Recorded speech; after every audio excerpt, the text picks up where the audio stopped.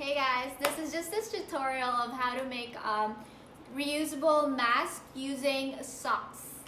Yes, so we're gonna be using socks today, making a DIY, a mask. So you don't have to buy, you just have to you can either use your old ones that you washed for sure, or you can buy a new one. So either way, and this one is no sew, you don't have to sew or whatever. You just need a scissor, that's it, and one piece of sock. It's not even 2 pieces. Basta! Hi! So guys, I'm just gonna tuturuan ko lang kayo para gumawa ng DIY reusable face mask using socks. It's either you use old socks o bagong socks, depende na sa'yo yun. So, any socks will do, but prefer ko yung mga dark colored. So, ito pambata to guys, kaya medyo maliit yung fit. So, tuturuan ko na kayo. This is reusable, so you just have to wash it. Wash mo lang siya. Ito, sa taas, gugupitan mo siya, siguro mga hanggang dito. Pwede rin yung alam mo yung socks na medyo maikli, okay lang guys. Pagka ganun, di mo na kailangan gupitin. Ayan, gupit-gupit lang. Sorry guys, hindi matalim tong scissor ko. Ayan. Ayan na siya. Medyo hindi siya pantay guys. Sorry naman. O, ayan na siya. Tapos, ito naman dulo. Gugupitin natin. Mga ganyan. Tatanggalin mo yung sako sa pang toast. Fold ko para madaling gupitin. Kamusta naman sa Pilipinas, guys? Ingat kayo dyan. So, ayan, diba? Sorry, guys. Pasensya na. Tapos, ito, baliktarin mo. O, ayan. Dito, hindi to sa sako, Dito sa harapan, gugupitin natin. Pa-vertically, yan. Pahalang. Pa-diretso, gupit.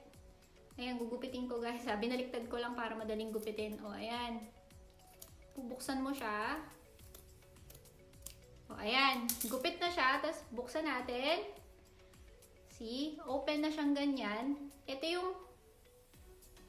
Ayan. Parang may ano dyan. O, ayan. Tapos, pa-fold mo. Guys. Fold mo lang.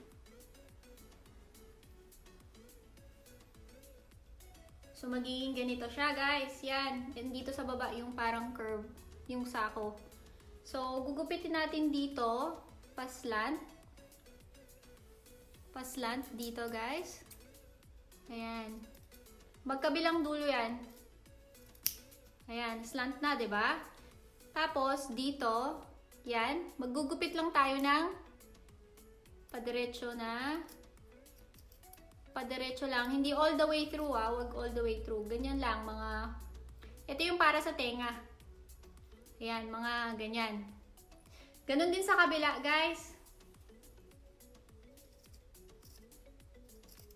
Gupit ng pa-curve. Tapos, gupit tayo ng... Ayan. Pasensya na guys, hindi pantay. Hindi ko to idea guys, nakita ko lang to. Tinuturo ko lang kung paano. Ayan na siya. Ayan na. Okay. Ayan na guys, suot na.